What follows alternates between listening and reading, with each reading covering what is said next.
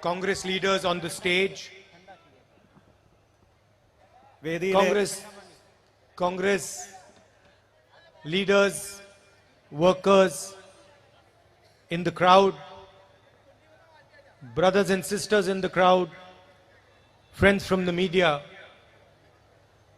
I'd like to welcome you here and thank you for giving us your full support. വേദിയിലെ ബഹുമാനരായിട്ടുള്ള മുതിർന്ന നേതാക്കന്മാരെ, സദസ്സിലെ പ്രിയപ്പെട്ട കോൺഗ്രസ് പ്രവർത്തകരെ, ഈ സദസ്സിന്റെ ഭാഗമായിട്ടുള്ള മുഴുവൻ സഹോദരി സഹോദരങ്ങളെ, പത്രമാധ്യമ സുഹൃത്തുക്കളെ, നിങ്ങളെല്ലാവരെയും ഞാൻ ഈ സമ്മേളന വേദിയിലേക്ക് സ്വാഗതം ചെയ്യുന്നതോടൊപ്പം നിങ്ങൾക്ക് എല്ലാവർക്കും എൻ്റെ അഭിവാദ്യങ്ങളും നന്ദിയും കൂടി അറിയിക്കുകയാണ്. I've been wanting to say certain things to the trader community, many of whom live here and work here. ഞാൻ ഇവിടെ ജീവിക്കുന്ന, ഇവിടെ പ്രവർത്തിക്കുന്ന നമ്മുടെ വ്യാപാരി സമൂഹത്തിലെ പ്രതിനിധികളോട് ചില കാര്യങ്ങൾ പറയണം എന്ന് മനസ്സിൽ ആഗ്രഹിക്കുകയാണ്. And I'm happy that today I'm going to get an opportunity to speak in a little bit of detail about what is happening to traders here in Kerala and across the country. അതുകൊണ്ട് തന്നെ ഇന്ന് ഈ സായാഹ്നത്തിൽ ഇവിടെ ഈ നാട്ടിലെ, കേരളത്തിലെ മാത്രമല്ല രാജ്യത്തെമ്പാടുമുള്ള വ്യാപാരി സമൂഹം നേരിടുന്ന പ്രശ്നങ്ങളെക്കുറിച്ച് അല്പം ആഴത്തിൽ നിങ്ങളോട് സംസാരിക്കാൻ ഈ വേദി ഞാൻ ഉപയോഗപ്പെടുത്തുകയാണ്. And my comments are mainly targeted towards small and medium traders who are the backbone of India's economy. എനിക്ക് കൂടുതലായി സംസാരിക്കാനുള്ളത് ഈ രാജ്യത്തിന്റെ സമ്പദ് വ്യവസ്ഥയുടെ യഥാർത്ഥ നട്ടെല്ലായ ഇവിടത്തെ ചെറുകിട വ്യാപാരികളുടെ പ്രശ്നങ്ങളെ കുറിച്ചാണ്. And of course, I'm also going to speak about the ideas behind the Bharat Jodo Yatra and what exactly we are trying to communicate with this Padyatra. അതോടൊപ്പം എനിക്ക് നിങ്ങളോട് സംസാരിക്കാനുള്ളത് ഈ ഭാരത് ജോഡോ യാത്ര എന്ന ഈ മഹത്തായ പ്രസ്ഥാനത്തിന്റെ പുറകിലുള്ള ആശയത്തെക്കുറിച്ചും ഇതിന്റെ ഭാഗമായി ഏതെല്ലാം കാര്യങ്ങളാണ് ഞങ്ങൾക്ക് നിങ്ങളോട് സംവദിക്കാനുള്ളത് എന്നതിനെ കുറിച്ചുമാണ്. But before I start, I would like to remember two giants who showed Kerala and also India the path forward. പക്ഷെ അതിലേക്കൊക്കെ കടക്കുന്നതിന് മുൻപ് ഈ നാട് കേരളത്തിന് മാത്രമല്ല രാജ്യത്തിന് തന്നെ സംഭാവന ചെയ്ത രണ്ട് അതികായന്മാരായ മനുഷ്യരെ കുറിച്ച്, നമ്മുടെ പൂർവ്വകാല നേതാക്കന്മാരെ കുറിച്ച് എനിക്ക് ഓർമ്മ വരികയാണ്. So the first person I'd like to remember is Panampalli Govinda Menonji. ആദ്യമായി എനിക്ക് ഇവിടെ പേരെടുത്ത് പറയാനുള്ളത് ഈ നാടിന്റെ അഭിമാനമായിട്ടുള്ള യശശരീരനായ പനമ്പള്ളി ഗോവിന്ദ മേനോനെ കുറിച്ചാണ്. Who was the ex-chief minister and also the railway minister of India. അദ്ദേഹം മുഖ്യമന്ത്രിയായും കേന്ദ്ര റെയിൽവേ മന്ത്രിയും ഒക്കെയായി നമുക്ക് അഭിമാനകരമായ രീതിയിൽ ഇന്നലകളിൽ പ്രവർത്തിച്ചു. And the second person I would like to remember is K. Karunakaranji, the ex-CM. രണ്ടാമതായി എനിക്ക് നിങ്ങളോട് പറയാനുള്ളത് കേരളത്തിന്റെ ഒരേയൊരു ലീഡർ ആദരണീയനായ ശ്രീ കെ കരുണാകരനെ കുറിച്ചാണ്. It is important to remember these leaders because they showed Kerala and also India the way forward at a difficult time. അവരെ രണ്ടുപേരെയും കുറിച്ച് എനിക്ക് നിങ്ങളോട് പറയാനുള്ളതിന്റെ പിറകിലെ ഏറ്റവും പ്രധാനപ്പെട്ട കാരണം അവർ രണ്ടുപേരും കേരളത്തിനും ഈ രാജ്യത്തിനും മുന്നോട്ടുള്ള വഴിയെക്കുറിച്ചുള്ള കൃത്യമായ ഒരു ദിശാബോധം പകർന്നു നൽകി എന്നുള്ളതിന്റെ കാരണത്താലാണ്. And so today, if we see the landscape of our country, a country that was known for harmony, for compassion, and for humility, we see a country which is full of hatred, anger, and arrogance. ഇന്ന് നമ്മുടെ ഈ രാജ്യത്തിന്റെ പശ്ചാത്തലം എടുത്തു നോക്കുമ്പോൾ ഇന്നലകളിൽ അത് സ്നേഹത്തിന്റെയും അനുതാപത്തിന്റെയും ഉൾക്കൊള്ളലിന്റെയും ഒക്കെ ആയിരുന്നുവെങ്കിൽ ഇന്നത് വെറുപ്പിന്റെയും വിദ്വേഷത്തിന്റെയും അക്രമത്തിന്റെയും ഒക്കെയായി മാറിക്കൊണ്ടിരിക്കുന്നു എന്നുള്ള സാഹചര്യത്തിലേക്ക് നമുക്ക് കണ്ണോടിക്കേണ്ടിയിരിക്കുന്നു. Hatred is not the nature of the Indian people. വെറുപ്പ് എന്ന് പറയുന്നത് യഥാർത്ഥത്തിൽ ഇന്ത്യയിലെ ജനങ്ങളുടെ യഥാർത്ഥമായ ഒരു വികാരമല്ല. Anger is not the nature of the Indian people. അതുപോലെ തന്നെ വിദ്വേഷവും ക്രോധവും യഥാർത്ഥത്തിൽ നമ്മൾ ഇന്ത്യക്കാരുടെ രീതിയല്ല. Our people are compassionate, loving and humble. നമ്മുടെ നാട്ടിലെ ജനങ്ങൾ യഥാർത്ഥത്തിൽ അനുതാപം മുന്നോട്ട് വെക്കുന്നവരാണ്, അവർ സ്നേഹിക്കുന്നവരാണ്, അവർ എല്ലാവരെയും ഉൾക്കൊള്ളുന്നവരാണ്. But we have a government that is intent on destroying this harmony, on spreading hatred and anger. പക്ഷേ ദൗർഭാഗ്യവശാൽ നമുക്ക് ഇന്ന് രാജ്യത്തുള്ളത് ഈ നാടിന്റെ യഥാർത്ഥ നന്മയായ ഈ സ്നേഹവും അനുതാപവും ഒക്കെ ഇല്ലാതാക്കുന്ന, അതിൽ നിന്ന് രാഷ്ട്രീയ നേട്ടം കൊയ്യുന്ന ഒരു ഗവൺമെന്റാണ്. Every word spoken by the Prime Minister of India is designed to divide the country and hurt the sentiments of someone or the other. ഈ രാജ്യത്തിന്റെ പ്രധാനമന്ത്രിയുടെ വാക്കുകളിൽ നിന്ന് വരുന്ന ഓരോ ശബ്ദവും ഈ രാജ്യത്തെ ഒരു വിഭാഗത്തെ അല്ലെങ്കിൽ മറ്റൊരു വിഭാഗത്തെ മുറിവേൽപ്പിക്കാനും വേദനിപ്പിക്കാനും വേണ്ടിയുള്ളതാണ്, ഈ രാജ്യത്തെ വിഭജിക്കാൻ വേണ്ടിയിട്ടുള്ളതാണ്. We have the highest rate of unemployment we have had in 70 years. ഈ രാജ്യത്തിന്റെ 70 വർഷത്തെ ചരിത്രത്തിലെ ഏറ്റവും ഉയർന്ന തൊഴിലില്ലായ്മ നിരക്കാണ് ഇന്ന് രാജ്യം അനുഭവിച്ചുകൊണ്ടിരിക്കുന്നത്. We have the highest prices we have had in decades. കഴിഞ്ഞ പതിറ്റാണ്ടുകളുടെ ചരിത്രം എടുത്തു നോക്കിയാൽ അതിൽ എക്കാലത്തെയും ഉയർന്ന വിലക്കയറ്റമാണ് ഈ രാജ്യത്തെ ജനങ്ങൾക്ക് മുമ്പിൽ ഇന്ന് അനുഭവിക്കേണ്ടി വരുന്നത്. Our people are drowning in debt, in high prices and unemployment.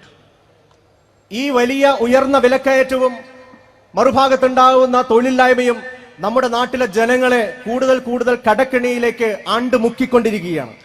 India's debt increased from 50 lakh crore in 2014 when the UPA left to 139 lakh crores in 2022.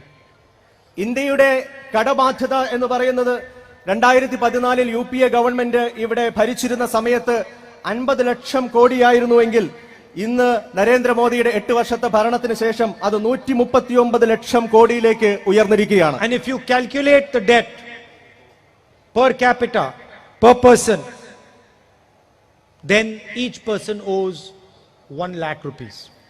ഈ രാജ്യത്തെ ഓരോ പൗരന്റെയും പ്രതിശീർഷ കടബാധ്യത, ഓരോ മനുഷ്യന്റെയും തലയിൽ ചുമത്തപ്പെടുന്ന കടബാധ്യത ഇന്നത്തെ അവസ്ഥയിൽ 1 ലക്ഷം രൂപയിൽ കൂടുതലായി നിൽക്കുകയാണ്. 1 lakh wealthy Indian people have left this country. ഈ രാജ്യത്തിലെ ഏറ്റവും വലിയ കോടീശ്വരന്മാരായിട്ടുള്ള 1 ലക്ഷത്തോളം ആളുകൾ ഈ രാജ്യം തന്നെ ഉപേക്ഷിച്ച് മറ്റു രാജ്യങ്ങളിലേക്ക് പലായനം ചെയ്തിരിക്കുന്നു, കടന്നു കളഞ്ഞിരിക്കുന്നു. These are 1 lakh people who used to help India create jobs. They are no longer helping India create jobs. ഇന്നലകളിൽ ഈ പറയുന്ന 1 ലക്ഷത്തോളം ആളുകളാണ് ഈ നാട്ടിൽ പ്രവർത്തിച്ച് സംരംഭങ്ങൾ തുടങ്ങി ഇവിടെയുള്ള ലക്ഷക്കണക്കിന് ആളുകൾക്ക് തൊഴിൽ നൽകിയിരുന്നത്. പക്ഷേ ഇന്ന് അവരാരും ഈ രാജ്യത്തെ ജനങ്ങൾക്ക്, തൊഴിലില്ലാത്ത ചെറുപ്പക്കാർക്ക് തൊഴിൽ നൽകാൻ വേണ്ടി ഇവിടെ അവശേഷിക്കുന്നില്ല. So on one hand you have an environment of hatred and anger. On the other hand you have huge unemployment, massive increases in prices, and the people of India, millions and millions of people, are getting squeezed between these forces. അതുകൊണ്ട് തന്നെ ഇന്ന് ഈ രാജ്യത്തിന്റെ സാഹചര്യവും അവസ്ഥയും എന്താണെന്ന് ചോദിച്ചാൽ, ഒരു ഭാഗത്ത് വെറുപ്പിന്റെയും വിദ്വേഷത്തിന്റെയും അന്തരീക്ഷം നമുക്ക് ചുറ്റിലും വെടിമുറുക്കുന്നു, മറുഭാഗത്ത് ഈ രാജ്യത്തെ സാധാരണക്കാർ തൊഴിലില്ലായ്മയുടെയും അതിരൂക്ഷമായ വിലക്കയറ്റത്തിന്റെയും ഭാരം പേറി ദുരിതക്കടലിലേക്ക് ആഴ്ന്നിറങ്ങുന്ന സാഹചര്യത്തിലേക്ക് രാജ്യം എത്തിച്ചേരുന്നു. India has the second richest man in the world. And India also has millions and millions and millions of people who cannot get themselves a job. ഈ ലോകത്തിലെ ഏറ്റവും വലിയ രണ്ടാമത്തെ ശതകോടീശ്വരൻ, സഹസ്ര കോടീശ്വരൻ ഇന്ത്യക്കാരനാണ്. എന്നാൽ മറുവശത്തോ ലക്ഷക്കണക്കിന് കോടിക്കണക്കിന് നമ്മുടെ ചെറുപ്പക്കാർ തൊഴിലില്ലാതെ തൊഴിലിനു വേണ്ടി തെരുവിൽ അലയേണ്ടി വരികയാണ്. This inequality is unbearable for us as a nation. ഒരു രാജ്യം എന്ന നിലയിൽ നമ്മെ സംബന്ധിച്ച് തീർത്തും അസഹനീയമാണ് ഈ അസമത്വം. These are some of the ideas behind the Bharat Jodo Yatra. ഇതാണ്, ഇങ്ങനെയുള്ള ആശയങ്ങളാണ് ഭാരത് ജോഡോ യാത്രയുടെ ഭാഗമായി ഞങ്ങൾ മുന്നോട്ട് വെക്കുന്നത്. ഭാരത് ജോഡോ യാത്രയുടെ പുറകിലെ അടിസ്ഥാന ആശയങ്ങൾ തന്നെ ജനങ്ങളുടെ ഇത്തരം ജീവൽ പ്രശ്നങ്ങളാണ്. The first message is, we will not allow India to be divided. We will not allow India to be full of hatred. We will not allow India to be violent. ഏറ്റവും പ്രഥമവും പ്രാഥമികമായി നമുക്ക് പറയാനുള്ളത്, ഇന്ത്യയെ വിഭജിക്കാൻ, വെറുപ്പിന്റെയും വിദ്വേഷത്തിന്റെയും അവസ്ഥയിലേക്ക് ഇന്ത്യയെ വീണ്ടും അധപ്പതിപ്പിക്കാൻ നമ്മൾ ഒരു കാരണവശാലും അംഗീകരിക്കില്ല എന്നുള്ളതാണ്. The second message is that we will not accept in India where we have the second richest person in the world, and then we have millions and millions of our people, youngsters, who cannot aspire to get a job. രണ്ടാമത്തെ ഏറ്റവും പ്രധാനപ്പെട്ട കാര്യം, ഒരു ഭാഗത്ത് ലോകത്തിലെ ഏറ്റവും വലിയ സഹസ്രകോടീശ്വരനെ ഉൽപ്പാദിപ്പിക്കുന്ന അതേ രാജ്യം, മറുഭാഗത്ത് ലക്ഷക്കണക്കിന് ചെറുപ്പക്കാരുടെ തൊഴിലില്ലായ്മയുടെ കണ്ണീരിൽ ആണ്ടുമുങ്ങുന്ന സാഹചര്യം നമുക്ക് ഒരു കാരണവശാലും ഈ രാജ്യത്ത് ഇനി അംഗീകരിച്ചു കൊടുക്കാൻ സാധിക്കില്ല. And the third message is, we will not accept in India where prices are strangling our population. മൂന്നാമതായി അതിരൂക്ഷമായിട്ടുള്ള വിലക്കയറ്റം നമ്മുടെ ഏറ്റവും സാധാരണക്കാരായ മനുഷ്യരെ ബുദ്ധിമുട്ടിലേക്ക് നയിക്കുന്ന സാഹചര്യം ഒരു കാരണവശാലും നമുക്ക് ഇനി മുതൽ അംഗീകരിച്ചു കൊടുക്കാൻ സാധിക്കില്ല. These are the ideas behind the Bharat Jodo Yatra. ഇവയാണ് ഭാരത് ജോഡോ യാത്രയുടെ പുറകിലെ ഏറ്റവും പ്രധാനപ്പെട്ട 3 ആശയങ്ങളായി എനിക്ക് നിങ്ങളുടെ മുമ്പിൽ വെക്കാനുള്ളത്. Now I would like to address the traders who are here in the crowd and live in the city and in Kerala and the rest of the country. ഇനി എനിക്ക് സംസാരിക്കാനുള്ളത് ഇവിടുത്തെ വ്യാപാരി സമൂഹത്തോടാണ്. അവരിൽ പലരും ഈ സദസ്സിലുണ്ട്, അവരിൽ പലരും ഈ നാട്ടിലുണ്ട്, ഒരുപക്ഷെ പുറത്തിരുന്ന് ഈ പ്രസംഗത്തെ ശ്രദ്ധിക്കുന്നവരുണ്ട്. അവരോട് എല്ലാവരോടുമായിട്ടുള്ള ചില കാര്യങ്ങളെ കുറിച്ചാണ് എനിക്കിനി സംസാരിക്കാനുള്ളത്. The first thing that you have to understand and realize is that you are the job creators of this country. എല്ലാവരോടുമായി എനിക്ക് പറയാനുള്ളത്, ഈ വ്യാപാരികളാണ്, ഇവരാണ് യഥാർത്ഥത്തിൽ, ഈ വ്യാപാരികളും വ്യവസായികളുമാണ് ഇവിടുത്തെ തൊഴിൽ ദാതാക്കൾ. അവരാണ് ഈ നാട്ടിലെ ചെറുപ്പക്കാർക്ക് വേണ്ടി തൊഴിലവസരങ്ങൾ ഒരുക്കുന്നത്. Thousands, millions of small and medium businesses, traders, shopkeepers, restaurant owners, these are the people who give India jobs. ഈ നാട്ടിലെ ആയിരക്കണക്കിനല്ല, പതിനായിരക്കണക്കിന്, ലക്ഷക്കണക്കിന്, ദശലക്ഷക്കണക്കിന് ചെറുകിട വ്യാപാരികൾ, ഷോപ്പ് ഓണേഴ്സ്, അതുപോലെയുള്ള ചെറുകിട വ്യാപാര സ്ഥാപനങ്ങളിലെ ഉടമകൾ, അവരാണ് ഈ രാജ്യത്തിന് വേണ്ട തൊഴിലവസരങ്ങൾ ഉൽപ്പാദിപ്പിക്കുന്നത്. You sacrifice your lives to give India employment. You never forget that. ഈ രാജ്യത്തിന് ആവശ്യമായ തൊഴിലവസരങ്ങൾ ഉണ്ടാക്കുന്നതിന് വേണ്ടി നിങ്ങൾ നടത്തുന്നത് വലിയ ത്യാഗമാണ്. ഒരിക്കലും നമുക്കത് വിസ്മരിക്കാൻ കഴിയില്ല. Now you understand money very well, better than anybody else. ഒരുപക്ഷെ മറ്റാരേക്കാളും നന്നായി പണത്തിന്റെ ചാക്രികത കൃത്യമായി മനസ്സിലാക്കാനും ഉൾക്കൊള്ളാനും കഴിയുന്നത് ഇവിടുത്തെ വ്യാപാരി വ്യവസായി സമൂഹത്തിനാണ് എന്ന് എനിക്കറിയാം. And you know that money is like water. നിങ്ങൾക്കറിയാം, പണം എന്ന് പറയുന്നത് ഒരു ദ്രാവകം പോലെയാണ്. Water can become ice, it can become steam, it can become water, it can change form, but it never disappears. പണം എന്ന് പറയുന്നത് ജലം പോലെയാണ്. നമുക്കറിയാം, ജലത്തിന് പല രൂപങ്ങൾ കൈവരിക്കാൻ സാധിക്കും. അത് ജലമായി നിൽക്കാൻ സാധിക്കും, അതിന് ഐസ് രൂപത്തിലേക്ക് മാറാൻ സാധിക്കും, അതിന് വേണമെങ്കിൽ നീരാവിയായി പരിണമിക്കാൻ സാധിക്കും. പക്ഷെ ഒരിക്കലും ആ ജലം എവിടെയുമില്ലാതെ ആകുന്നില്ല, എവിടെയും അലിഞ്ഞലിഞ്ഞില്ലാതാകുന്നില്ല, എവിടെയെങ്കിലുമൊക്കെ അത് നിലനിൽക്കുക തന്നെ ചെയ്യും. In the same way, money can change form, but it does not disappear. അതുപോലെ തന്നെ പണവും അതിന്റെ രൂപങ്ങൾ മാറിയേക്കാം, പല രൂപങ്ങളിലേക്ക് അത് പരിണമിച്ചേക്കാം. പക്ഷേ അതും എവിടെയും അലിഞ്ഞില്ലാതാകുന്നില്ല. If it is being taken out of your pocket, it is going into somebody else's pocket. അത് നിങ്ങളുടെ പോക്കറ്റിൽ നിന്ന് ആരെങ്കിലും എടുക്കുന്നുണ്ട് എങ്കിൽ അത് മറ്റാരുടെയെങ്കിലും പോക്കറ്റിലേക്ക് എത്തിച്ചേരുന്നുണ്ട് എന്നുള്ള യാഥാർത്ഥ്യമാണ് നമ്മൾ തിരിച്ചറിയേണ്ടത്. So the question you have to ask yourself, when you see rising prices, when you see a rise in the price of petrol that you need to run your business, you have to ask yourself, where is the money going? അതുകൊണ്ട് തന്നെ നമ്മൾ ഓരോരുത്തരും നമ്മളോട് സ്വയം ചോദിക്കേണ്ട ഒരു ചോദ്യമുണ്ട്. നമ്മൾ ഒരു ഉദ്യമത്തിൽ ഇറങ്ങുമ്പോൾ, നമ്മൾ പൈസ ചെലവഴിക്കുമ്പോൾ ആ പണം ആരുടെ പക്കലേക്കാണ് എത്തിച്ചേരുന്നത് ആത്യന്തികമായി എന്നുള്ളത്. And now let me give you a few examples of what has been done to you. ഞാൻ ചില കൃത്യമായ ഉദാഹരണങ്ങൾ പറയാം. കഴിഞ്ഞ 8 വർഷത്തിനകത്ത് നിങ്ങളോട് ഈ രാജ്യത്തിന്റെ ഭരണകൂടം ചെയ്തുകൊണ്ടിരിക്കുന്ന കാര്യങ്ങളെക്കുറിച്ച്. And I will also explain why it is being done to you. അതെന്തുകൊണ്ടാണ് അവർ ചെയ്യുന്നത് എന്നതിനെക്കുറിച്ചും ഞാൻ നിങ്ങളോട് വിശദീകരിക്കാൻ ശ്രമിക്കാം. Many people think that demonetization was a mistake committed by the Prime Minister. പലരും കരുതുന്നത് നോട്ട് നിരോധനം എന്ന് പറയുന്നത് പ്രധാനമന്ത്രി നരേന്ദ്രമോദി ചെയ്ത ഒരു അബദ്ധമായിരുന്നു എന്നുള്ളതാണ്. Many people think that he didn't really understand the consequences of demonetization.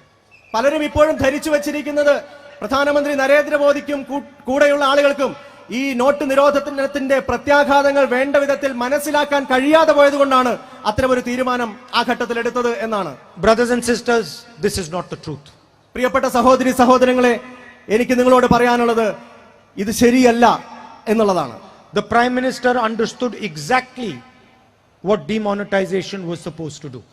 ഇന്ത്യയുടെ പ്രധാനമന്ത്രിക്ക് വളരെ കൃത്യമായിട്ട് അറിയാമായിരുന്നു നോട്ട് നിരോധനം ഈ രാജ്യത്തോട് ഏത് തരത്തിലുള്ള പ്രത്യാഘാതത്തിലേക്കാണ് ഈ രാജ്യത്തെ നയിക്കുക എന്നുള്ളതിനെ കുറിച്ച്. Demonetization was a financial attack on India's traders. ഈ രാജ്യത്തെ വ്യാപാരികൾക്ക് മേലുള്ള ഒരു സാമ്പത്തിക ആക്രമണമായിരുന്നു നരേന്ദ്രമോദിയുടെ നോട്ട് നിരോധനം എന്നാണ് എനിക്ക് പറയാനുള്ളത്. It was designed to destroy your cash flow and destroy your business. നിങ്ങളുടെ ക്യാഷ് ഫ്ലോ ഇല്ലാതാക്കുന്നതിന് വേണ്ടി, നിങ്ങളുടെ ബിസിനസ് സംരംഭങ്ങളുടെ തായ്വേർ അറുക്കുന്നതിന് വേണ്ടി മനഃപൂർവ്വം ആസൂത്രണം ചെയ്ത് നടപ്പാക്കിയ ഒരു പദ്ധതിയായിരുന്നു നോട്ട് നിരോധനം എന്നുള്ളതാണ് എനിക്ക് നിങ്ങളെ ഓർമ്മപ്പെടുത്താനുള്ളത്. Mr. Narendra Modi understands very well that if you're a small trader, if you're a middle-sized trader, if you own a small restaurant and he cuts off your money for a few days, you're finished. അദ്ദേഹത്തിന് വളരെ കൃത്യമായിട്ട് അറിയാം, Indian പ്രധാനമന്ത്രിക്കും ഭരണകൂടത്തിനും വളരെ കൃത്യമായിട്ട് അറിയാം, നിങ്ങൾ ഒരു ചെറുകിട റെസ്റ്റോറന്റിന്റെ ഉടമയാണെങ്കിൽ അല്ലെങ്കിൽ മറ്റേതെങ്കിലും ഇടത്തരം സംരംഭങ്ങളുടെ ഉടമയാണെങ്കിൽ ചുരുങ്ങിയ ചില ദിവസങ്ങളിലേക്ക് 3-4 ദിവസത്തേക്കെങ്കിലും നിങ്ങളുടെ ബിസിനസിന്റെ ക്യാഷ് ഫ്ലോ ഒന്ന് തടസ്സപ്പെടുകയാണെങ്കിൽ നിങ്ങളുടെ ബിസിനസ് തന്നെ ഇല്ലാതാകും എന്നുള്ളത് ഏറ്റവും കൃത്യമായി ഇന്ത്യയുടെ ഭരണാധികാരികൾക്ക് അറിയാം. And the result of demonetization was there for everybody to see. Millions of Indian small and medium businesses were wiped out. അതുകൊണ്ട് തന്നെ ഒട്ടും അപ്രതീക്ഷിതമായിരുന്നില്ല, ഈ നോട്ട് നിരോധനത്തിന്റെ കാരണത്താൽ ദശലക്ഷക്കണക്കിന് ചെറുകിട ഇടത്തരം സംരംഭങ്ങളാണ് പൂർണ്ണമായി തുടച്ചു നീക്കപ്പെട്ടത്, നിശേഷമായി ഇല്ലാതാക്കപ്പെട്ടത്. The Prime Minister did not stop there. ഇന്ത്യയുടെ പ്രധാനമന്ത്രി പക്ഷേ അവിടം കൊണ്ടും നിർത്താൻ തയ്യാറായില്ല. He then designed a GST. അദ്ദേഹം പിന്നീട് GST-യുമായി വന്നു. That was again designed to break the back of all of you small and medium traders. ആ GST-യും ഇവിടത്തെ ഇടത്തരം ചെറുകിട സംരംഭകരുടെയും വ്യവസായികളുടെയും നട്ടലൊടിക്കാൻ വേണ്ടി മനഃപൂർവ്വം ആസൂത്രണം ചെയ്ത് നടപ്പാക്കപ്പെട്ടതാണ്. What was the idea? The idea was to have 5 taxes, complicated taxes. അടിസ്ഥാനപരമായി എന്തായിരുന്നു GST-യുമായി ബന്ധപ്പെട്ട സങ്കല്പം? 5 തരം ടാക്സ് സ്ട്രക്ചർ ഉണ്ടാകണം എന്നുള്ളതായിരുന്നു ആദ്യം വിഭാവനം ചെയ്യപ്പെട്ടിരുന്നത്. To force you to spend your time filing for GST month after month after month. നിങ്ങളെ ഈ GST-യുമായി ബന്ധപ്പെട്ട റിട്ടേൺസ് ഫയൽ ചെയ്യുന്നതിന് വേണ്ടി മാസങ്ങൾ അതിന്റെ പുറകെ നടക്കുന്ന സാഹചര്യത്തിലേക്ക് തള്ളിവിടുന്ന ഒരു അവസ്ഥയാണ് അതിന്റെ ഭാഗമായി വിഭാവനം ചെയ്യപ്പെട്ടത്. To put pressure on you. നിങ്ങളുടെ മേൽ സമ്മർദ്ദം ചെലുത്തുക എന്നുള്ളതാണ് അതിന്റെ പുറകിൽ ഉണ്ടായിരുന്ന ലക്ഷ്യം. To harass you. നിങ്ങളെ സമ്മർദ്ദത്തിലാഴ്ത്തുക എന്നുള്ളതായിരുന്നു, നിങ്ങളെ പീഡിപ്പിക്കുക എന്നുള്ളതായിരുന്നു അതിന്റെ പുറകിലുള്ള ഉദ്ദേശം. Brothers and sisters, please think about this. പ്രിയപ്പെട്ട സഹോദരി സഹോദരങ്ങളെ, ഇതിനെക്കുറിച്ചും ആഴത്തിൽ വിചിന്തനം ചെയ്യാൻ നിങ്ങൾ തയ്യാറായി കടന്നു വരേണ്ടതായിട്ടുണ്ട്. You know how demonetization and GST harmed small and medium traders. നിങ്ങൾ ഇപ്പോൾ തിരിച്ചറിയുന്നുണ്ടാവും എങ്ങനെയാണ് നോട്ട് നിരോധനവും GST നടപ്പാക്കലും ഈ രാജ്യത്തെ ചെറുകിട ഇടത്തരം സംരംഭകരെ ബുദ്ധിമുട്ടിലേക്കും സർവനാശത്തിലേക്കും നയിച്ചത് എന്നുള്ളത്. You know how it harmed the gold traders in the city. ഇവിടുത്തെ സ്വർണ്ണ വ്യാപാരികൾ അടക്കമുള്ള ആളുകൾക്ക് എത്തരത്തിലുള്ള പ്രയാസങ്ങളാണ് അതുമൂലം ഉണ്ടായത് എന്ന് നിങ്ങൾക്ക് തിരിച്ചറിയാൻ സാധിക്കുന്നുണ്ട്. How it destroyed and continues to destroy their businesses. എങ്ങനെയാണ് അത്തരത്തിലുള്ള ഓരോ ബിസിനസ്സുകളെയും ഇപ്പോഴും ഈ വികലമായ നയങ്ങളുടെ അടിച്ചേൽപ്പിക്കലുകൾ സൃഷ്ടിച്ച ബുദ്ധിമുട്ടുകൾ ഇപ്പോഴും എങ്ങനെയാണ് അവരെയൊക്കെ വേട്ടയാടുന്നത് എന്നുള്ളത് നിങ്ങൾക്ക് അനുഭവങ്ങളിലൂടെ തിരിച്ചറിയാൻ സാധിക്കുന്നുണ്ട്. Brothers and sisters, do you think GST and demonetization harmed the biggest businesses in this country? നിങ്ങൾ കരുതുന്നുണ്ടോ ഈ GST നടപ്പാക്കുന്നതും അഥവാ നോട്ട് നിരോധനം നടപ്പാക്കുന്നതും ഈ നാട്ടിലെ വലിയ വലിയ വൻകിട വ്യവസായ സംരംഭങ്ങൾക്ക് ഏതെങ്കിലും തരത്തിലുള്ള ബുദ്ധിമുട്ടുകൾ ഉണ്ടാക്കിയതായി നിങ്ങൾക്ക് അനുഭവത്തിൽ കാണാൻ സാധിക്കുന്നുണ്ടോ? നിങ്ങൾക്ക് അത്തരത്തിൽ തിരിച്ചറിയാൻ കഴിയുന്നുണ്ടോ? Do you think they had a problem of cash flow? അവർക്ക് ഏതെങ്കിലും തരത്തിൽ തങ്ങളുടെ ക്യാഷ് ഫ്ലോയിൽ ബുദ്ധിമുട്ടുണ്ടായതായി ആരെങ്കിലും നിങ്ങളോട് പറഞ്ഞതായി കേട്ടിട്ടുണ്ടോ? Do you think it cost them to fill a GST form every month? GST form fill ചെയ്യുന്ന ബുദ്ധിമുട്ടുകൾ ഇത്തരത്തിലുള്ള വൻകിടക്കാർ ഏതെങ്കിലും തരത്തിൽ അനുഭവിക്കുന്നുണ്ടോ? No, brothers and sisters. Demonetization and GST were designed to remove you from the way. അതാണ് ഞാൻ പ്രിയപ്പെട്ട സഹോദരി സഹോദരങ്ങളെ നിങ്ങളോട് ആവർത്തിച്ച് പറയുന്നത്. നോട്ട് നിരോധനവും GSTയും എന്നുള്ളത് നിങ്ങളെ സാധാരണക്കാരെ, ഇടത്തരക്കാരെ, ചെറുകിടക്കാരെ ഈ വൻകിടക്കാരുടെ വഴിയിൽ നിന്ന് തുടച്ചു നീക്കുന്നതിന് വേണ്ടി മനഃപൂർവ്വം ആസൂത്രണം ചെയ്ത് നടപ്പാക്കപ്പെട്ട വികല പദ്ധതികളാണ് എന്ന്. To destroy your businesses and open the way for the biggest businesses in the country. നിങ്ങൾ സാധാരണക്കാരെ പാർശ്വങ്ങളിലേക്ക് തള്ളി നീക്കി വൻകിടക്കാർക്ക് സ്വൈരവിഹാരം നടത്താനുള്ള വഴിത്താരകൾ ഒരുക്കുക എന്നുള്ള ഭരണകൂട താല്പര്യത്തിന്റെ ഭാഗമായിട്ടാണ് ഇത്തരം വികല നയങ്ങൾ ഇവിടെ അടിച്ചേൽപ്പിക്കപ്പെട്ടത്. Mr. Modi's vision of India is 5 or 6 huge businesses that run everything. Indian പ്രധാനമന്ത്രി നരേന്ദ്രമോദിയുടെ ഈ രാജ്യത്തെ കുറിച്ചുള്ള കാഴ്ചപ്പാട് തന്നെ ഈ രാജ്യത്തെ എല്ലാ തരം ബിസിനസ് സംരംഭങ്ങളും 5 or 6 വൻകിടക്കാർ മാത്രം കൈകാര്യം ചെയ്താൽ മതി എന്നുള്ളതാണ്. And the complete destruction of small and medium businesses. അതോടൊപ്പം ഈ നാട്ടിലെ ചെറുകിട ഇടത്തരം ആളുകളെ പൂർണ്ണമായി തുടച്ചു നീക്കുക എന്നുള്ളതും അദ്ദേഹത്തിന്റെ ലക്ഷ്യങ്ങളിൽ പ്രധാന പരിഗണന വരുന്ന ഒരു കാര്യമാണ്. And the reason, brothers and sisters, is simple. You do not give him funding. അതിന്റെ ഏറ്റവും പ്രധാനപ്പെട്ട കാരണം പ്രിയപ്പെട്ടവരെ മറ്റൊന്നുമല്ല, അദ്ദേഹത്തിന് ആവശ്യമുള്ള ഫണ്ടിങ് നിങ്ങളിൽ നിന്നല്ല ലഭിക്കുന്നത്, അത് ലഭിക്കുന്നത് അത്തരം വൻകിടക്കാരിൽ നിന്നാണ്. You do not control the television channels. നിങ്ങൾ ഈ നാട്ടിലെ സാധാരണക്കാരല്ല ഈ രാജ്യത്തെ ടെലിവിഷൻ ചാനലുകളെ നിയന്ത്രിക്കുന്നത് എന്ന് ഭരിക്കുന്ന ആളുകൾക്ക് കൃത്യമായിട്ട് അറിയാം. So you cannot control the narrative in the country. അതുകൊണ്ട് തന്നെ ഈ രാജ്യത്തിന്റെ ചിന്താ പദ്ധതികളെ നിയന്ത്രിക്കാൻ, ഈ രാജ്യത്തെ രാഷ്ട്രീയ ചർച്ചകളെ നിയന്ത്രിക്കാൻ നിങ്ങളെ കൊണ്ട് കഴിയില്ല, ഈ നാട്ടിലെ സാധാരണക്കാരെ കൊണ്ട് കഴിയില്ല എന്ന് രാജ്യം ഭരിക്കുന്ന ഭരണാധികാരികൾക്ക് കൃത്യമായിട്ട് അറിയാം. And the same exact thing was done in COVID. ഇത് തന്നെയാണ് കോവിഡിന്റെ കാലത്തും മോദി ഭരണകൂടത്തിൽ നിന്ന് ഈ രാജ്യം കാണേണ്ടതായിട്ട് വന്നത്. The entire tourism industry was wiped out. ഈ രാജ്യത്തെ വിനോദസഞ്ചാര മേഖലയാകെ തുടച്ചു നീക്കപ്പെട്ട സാഹചര്യമാണ് കോവിഡുമായി ബന്ധപ്പെട്ടുണ്ടായത്. Millions and millions and millions of people lost their jobs.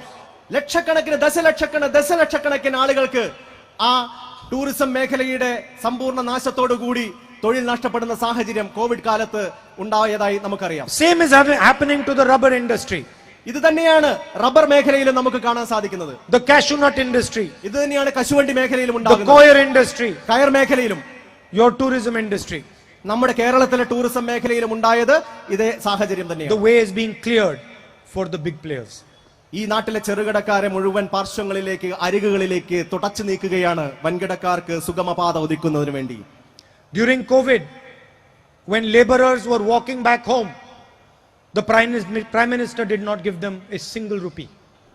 കോവിഡിന്റെ അർദ്ധരാത്രി ഒറ്റയടിക്ക് ലോക്ക്ഡൌൺ അടിച്ചേൽപ്പിച്ചപ്പോ പതിനായിരക്കണക്കിന് ലക്ഷക്കണക്കിന് സാധാരണക്കാരായ തൊഴിലാളികളാണ് നഗ്നപാതരായി തെരുവുകളിലൂടെ സ്വന്തം ഗ്രാമങ്ങളിലേക്ക് കിലോമീറ്ററുകൾ നടക്കേണ്ടതായിട്ട് വന്നത്. അവർക്ക് ഏതെങ്കിലും തരത്തിലുള്ള ഒരു ആശ്വാസം പകരാൻ അന്ന് നരേന്ദ്രമോദിയും കേന്ദ്ര ഭരണകൂടവും തയ്യാറായി കടന്നു വന്നില്ല എന്ന ചരിത്രപരമായ വഞ്ചന നമ്മൾ തിരിച്ചറിയേണ്ടതാണ്.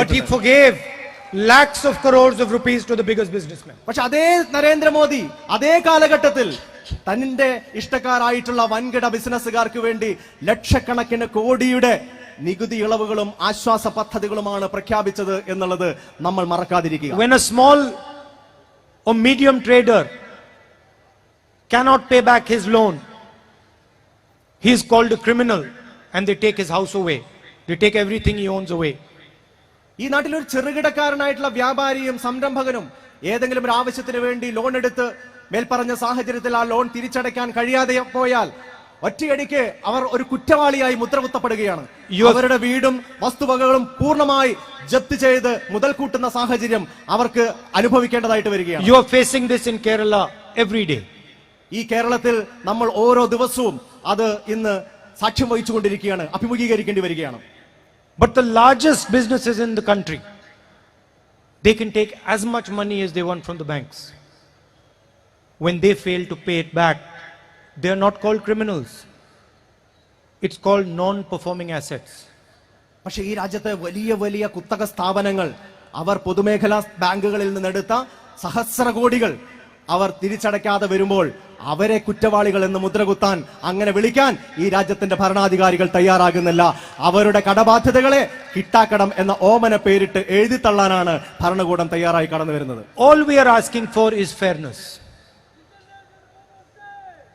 All we are asking for is fairness. നമ്മൾ ആഗ്രഹിക്കുന്നത് ഇക്കാര്യത്തിൽ മാന്യമായ ഒരു സമീപനം ഉണ്ടാകണം, തുല്യതയാർന്ന ഒരു സമീപനം ഭരണകൂടത്തിന് മുന്നോട്ട് വെക്കാൻ കഴിയണം എന്ന് മാത്രമാണ്. The same rules for everybody. എല്ലാവർക്കും ഒരേ നിയമം ബാധകമാകണം. Not different rules for different people. ഓരോരുത്തർക്കും തന്നിഷ്ടപ്രകാരം വ്യത്യസ്ത നിയമങ്ങൾ അടിച്ചേൽപ്പിക്കുന്നത് അത് ശരിയായ കാര്യമല്ല. So I'd like to thank all of you for taking part in this yatra. ഞാൻ നിങ്ങളോട് ഓരോരുത്തരോടും ഈ ഭാരത് ജോഡോ യാത്രയുടെ ഭാഗമായി കടന്നു വരാൻ തയ്യാറായ നിങ്ങളുടെ മനസ്സിനെ അഭിവാദ്യം ചെയ്യാനും നിങ്ങളെ അക്കാര്യത്തിൽ നന്ദി പ്രകടിപ്പിക്കാനും ആഗ്രഹിക്കുന്നു. It gives us tremendous strength when you come out and give us your love and affection. നിങ്ങൾ കടന്നു വന്ന് നിങ്ങളുടെ സ്നേഹവും പിന്തുണയും തരുമ്പോൾ അത് ഞങ്ങൾക്ക് ഒരു വലിയ ഊർജ്ജമായി മാറുകയാണ്. So I'd like to thank every single person who joined us today in this walk. ഇന്നത്തെ ഈ യാത്രയിൽ ഞങ്ങളോടൊപ്പം അണിചേർന്ന ഓരോരുത്തരോടും എന്റെ ഹൃദയത്തിന്റെ അങ്ങേയറ്റത്തെ കടപ്പാടും നന്ദിയും പ്രകടിപ്പിക്കാൻ ഞാൻ I'd like to ആഗ്രഹിക്കുന്നു. also thank the senior leaders of Kerala who have been walking with me now for almost 2 weeks. ഈ കേരളത്തിലേക്ക് യാത്ര പ്രവേശിച്ചതിന് ശേഷം ഏതാണ്ട് 2 ആഴ്ചക്കാലമായി എന്നോടൊപ്പം നടക്കുന്ന ബഹുമാന്യരായിട്ടുള്ള കേരളത്തിലെ മുതിർന്ന നേതാക്കന്മാർക്കൊക്കെ ഞാൻ എന്റെ നന്ദി പ്രകടിപ്പിക്കാൻ ഈ വേദി ഉപയോഗപ്പെടുത്തുകയാണ്. And also Ashok Gehlot ji, the Chief Minister of Rajasthan, who came and walked with us today. ഇന്ന് വിശിഷ്ടാതിഥിയായി ഈ ഭാരത് ജോഡോ യാത്രയോടൊപ്പം അനുഗമിച്ച അതിൽ അണിചേർന്ന ബഹുമാന്യനായ രാജസ്ഥാൻ മുഖ്യമന്ത്രി ശ്രീ അശോക് ഗെഹ്ലോട്ട് ജിക്കുള്ള എന്റെ നന്ദി ഞാൻ ഇവിടെ പ്രകടിപ്പിക്കാൻ ആഗ്രഹിക്കുകയാണ്. Thank you. Namaskar. എല്ലാവർക്കും നന്ദി, നമസ്കാരം.